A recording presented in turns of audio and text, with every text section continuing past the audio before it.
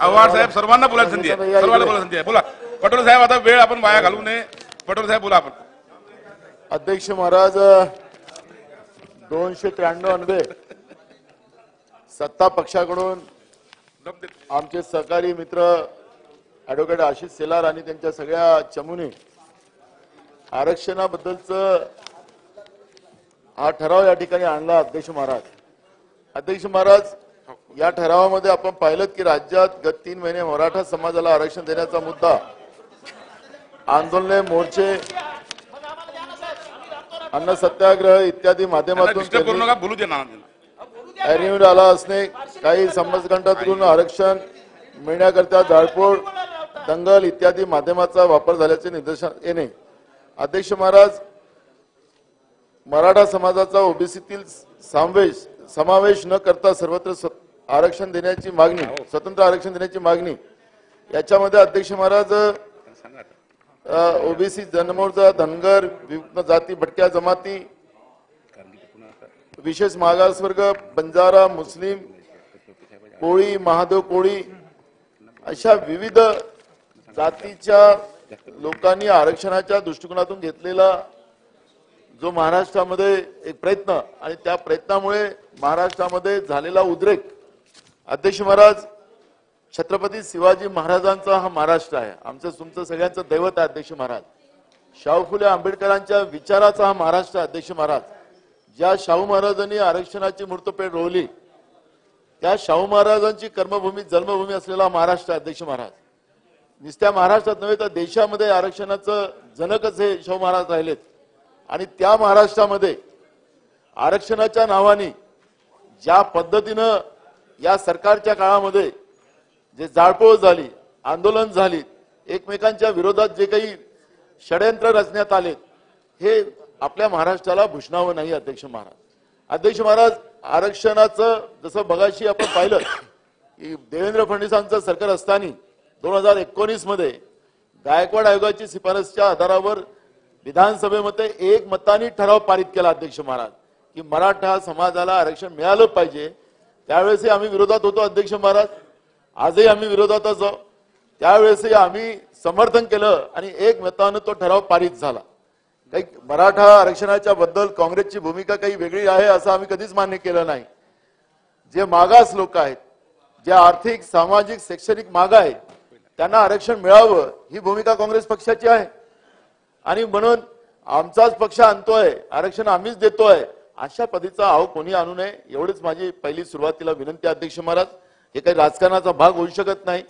आणि अध्यक्ष महाराज, या ठिकाणी आपल्याला लक्षात असेल की जरांगे पाटील साहेबांचं जे आंदोलन आरक्षणासाठी सुरू झालं, त्या आंदोलनावर लाठीचार्ज, आणि लाठीचार्जच्या नंतर राज्याचे मुख्यमंत्री त्या ठिकाणी जाऊन जरांगे पाटील साहेबांनी ज्या पद्धतीने मागणी केली की आम्हाला सरसकट कुणबी प्रमाणपत्र पाहिजे, माननीय मुख्यमंत्र्यांनी त्या ठिकाणी मान्य केलं.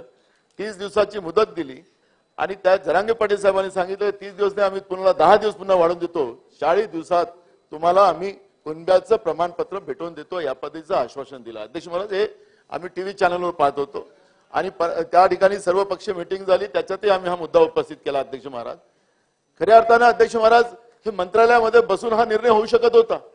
महाराष्ट्राच्या रस्त्यावर या पद्धतीचा 2 समाजामध्ये तणाव होणं, अध्यक्ष महाराज, आरक्षण मिळेल त्याला काही कोणाचा विरोध राहण्याचं कारण नाही, पण जे ओबीसी आणि मराठा समाजामध्ये जे अंतर आलेलं आहे, जी गॅप आलेली आहे, हे कोण भरून काढाल. अध्यक्ष महाराज, या महाराष्ट्रामध्ये कधी हिंदू मुसलमानांचा वाद, कधी बौद्ध हिंदूंचा वाद, या पद्धतीनं आता मराठा आणि ओबीसी, धनगर आणि आदिवासी या वादाला कोणी जन्म घातला. अध्यक्ष महाराज, त्याचं उत्तर सरकारला द्यावं लागेल. अध्यक्ष महाराज, हे कदापि खपवून आम्ही घेणार नाही. अध्यक्ष महाराज, हा छत्रपती शिवाजी महाराजांचा महाराष्ट्र आहे आणि या महाराष्ट्रामध्ये या पद्धतीचं अगर कोणी चालवत असेल आणि सत्तेमध्ये बसलेले लोक हे या पद्धतीचं लोक डोळे बंद करून चालू देत असतील, ते कदापि हे महाराष्ट्र सहन करणार नाही. अध्यक्ष महाराज, जे मूळ प्रश्न होते, शेतकरी रोज आत्महत्या करतात. एव्हरेजमध्ये 14 शेतकरी महाराष्ट्रामध्ये आत्महत्या करतात. त्या मराठा पण आहे, त्याच्यात ओबीसी पण आहे, त्याच्यामध्ये दलित पण आहे, आदिवासी पण आहेत, भटके विमुक्त जातीचे लोक आहेत. ते रोज जीव चालित त्या शेतकऱ्यांची, त्याची काळजी नाही.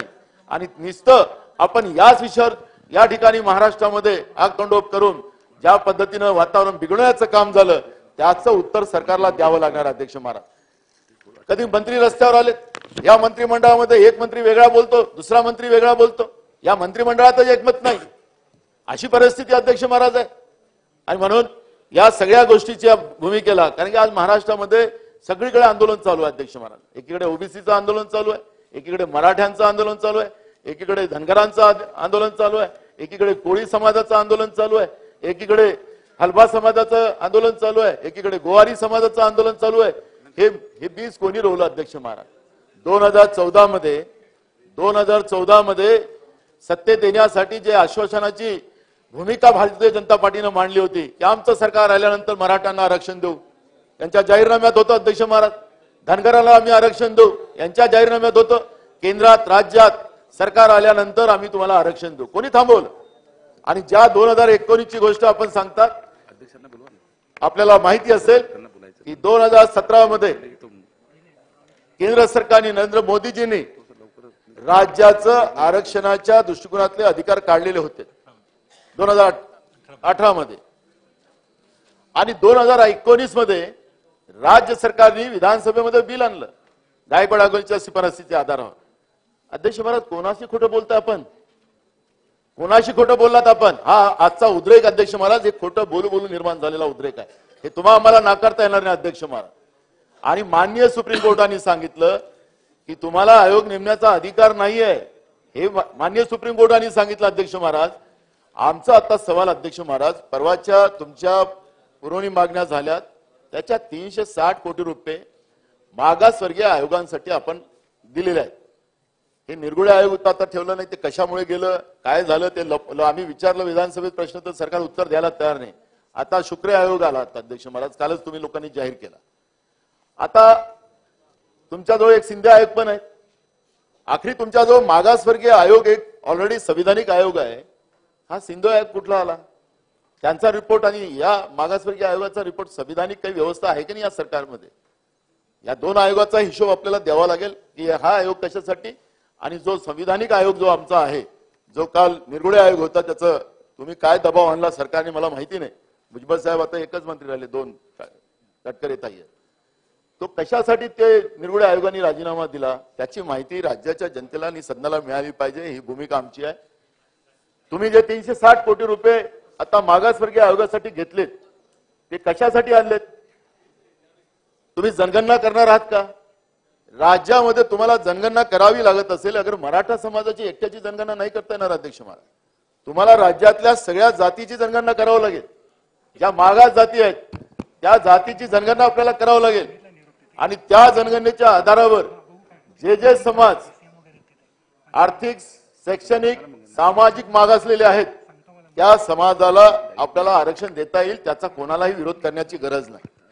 जसं आता आमचे मित्र आशिष शेलारनी सांगितलं की केंद्र सरकारने ईडब्ल्यूएसच्या आधारावर 10% आरक्षण दिलं आणि याच्या आधारावर पुन्हा 10% द्या, म्हणजे 20% द्या. काही त्याला अडचणीचा भाग काही होऊ शकतो असं मला वाटत नाही. पण एक गोष्ट अध्यक्ष महाराज, की जेव्हा तुम्ही जातीनिहाय जनगणना कराल त्यावेळेस तुम्हाला ओबीसीचं आरक्षण वाढवा लागेल. जसं छत्तीसगडमध्ये वाढवलं, जसं बिहारमध्ये वाढवलं, शेड्यूल कास्टचं आरक्षण तुम्हाला वाढवा लागेल, आदिवासीचं आरक्षण वाढवा लागेल. कारण की ह्या सगळ्या संख्या वाढली गेलेली आहे. आणि जेव्हा ह्या संख्या वाढल्या असतील तर तुम्हाला त्या पद्धतीनं या आरक्षणाचा गुंता कायमस्वरूपी महाराष्ट्रात संपवावा लागेल अध्यक्ष महाराज. दुसऱ्यांदा या छत्रपती शिवाजी महाराजांच्या महाराष्ट्रामध्ये या पद्धतीचा वाद होता कामा नये, अशा पद्धतीची काँग्रेसची भूमिका आहे अध्यक्ष महाराज. भाजपमध्ये एक जण म्हणतो की आम्हाला मराठ्यांचं आरक्षण वेगळंच पाहिजे, आम्हाला कुणब्यांचं प्रमाणपत्र नाही पाहिजे, एकीकडे कुणब्यांचं प्रमाणपत्र पाहिजे. काय आहे ते तर एकदा भाजपने क्लिअर करावं अध्यक्ष महाराज. म्हणजे जे आपल्याला स्पष्ट झालं पाहिजे नेमकं तुमच्या मनात काय हे तर एकदा स्पष्टता आली पाहिजे अध्यक्ष महाराज.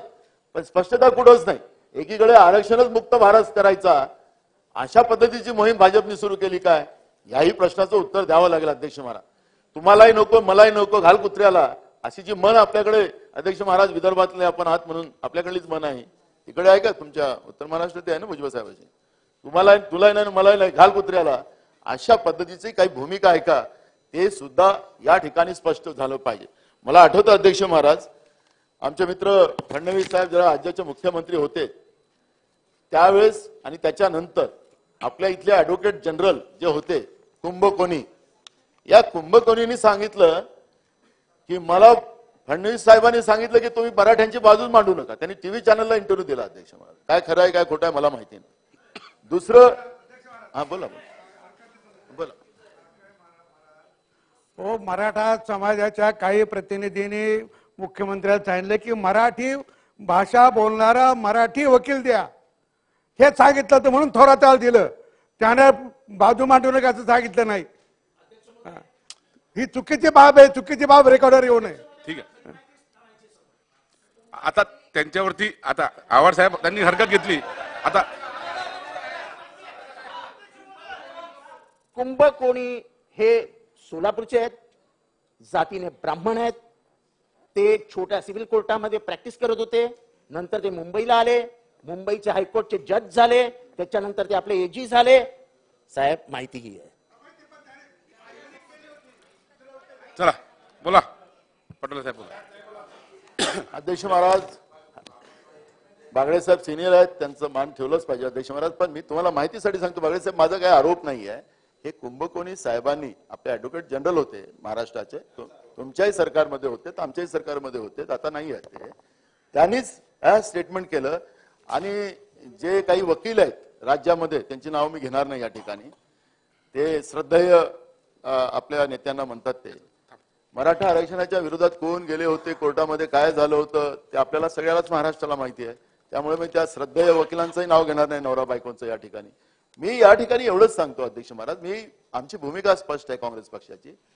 जातीनिहाय जनगणना आपण करा. हे तुम्ही कायद्याच्या चाकोरीमध्ये पुन्हा अडचणीत येऊ नका.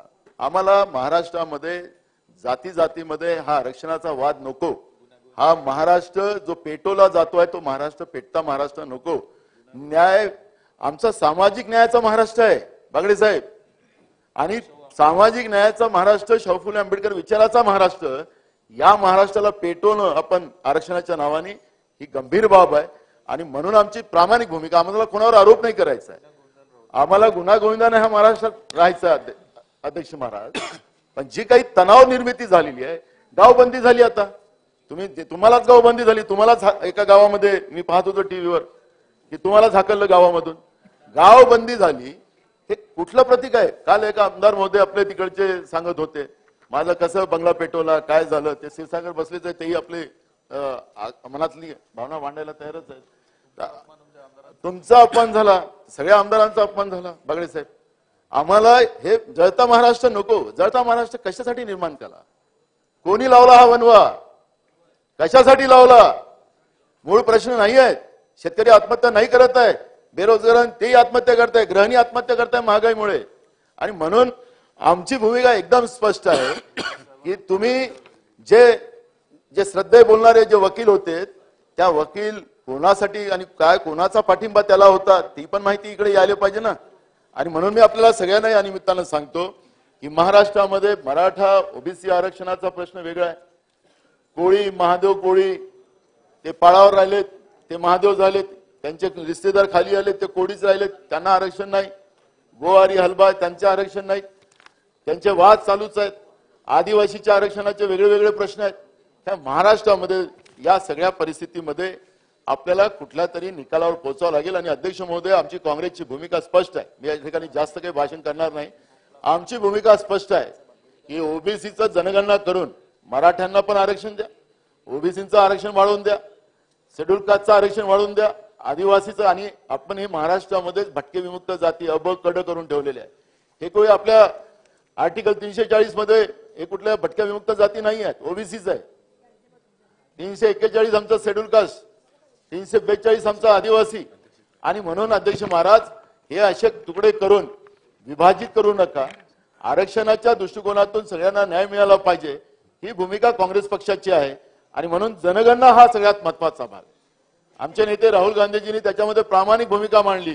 मीडियाने विचारलं त्यांना की बाबा तुमच्या सरकारमध्ये तुम्ही जनगणना का नाही केली?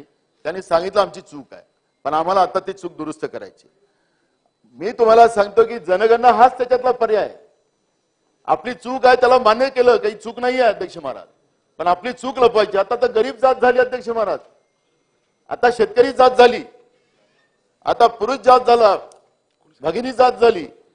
मी आपल्याला या निमित्तानं सांगतो की जाती आहेत या देशात, गरिबी ही जात होऊ शकत नाही. पण आता तुम्ही गरिबीला जात समजून चालवत असाल, गरिबी आणि श्रीमंती अशी दरी निर्माण करण्याचा प्रयत्न करत असाल, तर कोणाच्या मनात काय चाललेलं आहे हे महाराष्ट्रातली जनता एवढी भोळी नाही आहे की त्याला समजतं. आणि म्हणून मी आपल्याला सगळ्यांना सांगतो की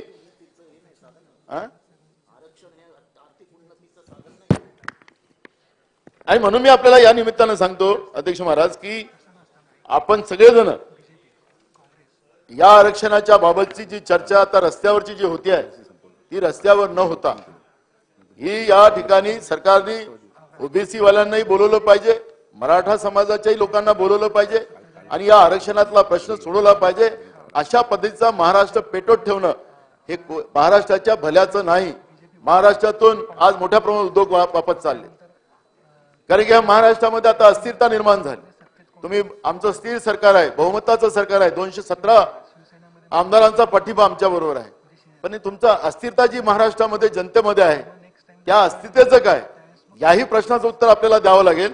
आणि या अस्थिरतेमुळे आज काय झालेलं आहे की राज्यातले एक एक उद्योग चाललेले आहे. गुजरात अलग पळवत आहे, तुम्ही डायमंड मार्केट आता पाठवलं सुट्टीला, पण आता छोटे उद्योग सुद्धा महाराष्ट्रातून जायला निघालेले. कारण की या इथं अस्थिरता जेव्हा निर्माण झाली, कायदा सुव्यवस्थेचं तर जाऊ द्या, कायदा सुव्यवस्था राहिलाच नाही आपल्या इथं, आणि कायदा सुव्यवस्था राहिला नसेल तर मग या राज्यामध्ये उद्योग कुठे राहणार. आणि मग उद्याच्या काळामध्ये बेरोजगारीचे प्रश्न निर्माण होतील आणि बेरोजगारीच्या प्रश्नाच्या त्याचं उत्तर कोण देऊ शकेल. आणि म्हणून मी आपल्या सगळ्यांना या निमित्तानं एकच गोष्टीचं आवाहन करतो. काँग्रेसची भूमिका स्पष्ट आहे. आपल्याला 50%चं जे सिलिंग आहे, जे वारंवार आपण एका गोष्टीवर त्या ठिकाणी अडतो की इंदिरा साहनीच्या ज्याच्यामध्ये माननीय सुप्रीम कोर्टाने जो निकाल दिला आणि त्याला 50%चं जे सिलिंग लावलं, त्याला जातीनिहाय जनगणना हा पर्याय आहे. आणि त्याच्या आधारावर जातीनिहाय जनगणना झाली तर तुम्हाला हा 50%चं सुद्धा सिलिंग तिथून तोडता येईल आणि तिथून आपल्या सगळ्यांना जे सामाजिक, आर्थिक आणि शैक्षणिक मागण्या आहे त्या सगळ्यांना आपल्याला न्याय देता येईल. ही भूमिका काँग्रेस पक्षाची आहे. आपण सरकारमध्ये आहात, तुमचा जो बहुमत आहे, बहुमताच्या आधारावर तुम्ही काही पण कायदा पारित करू शकता असं मला वाटतंय. पण महाराष्ट्र हा जळता नसावा, महाराष्ट्रामध्ये शांतता असावी, ही भूमिका काँग्रेस पक्षाची आहे आणि त्याचं उत्तर सरकारला द्यावं लागेल. एवढीच आमची विनंती आहे. धन्यवाद.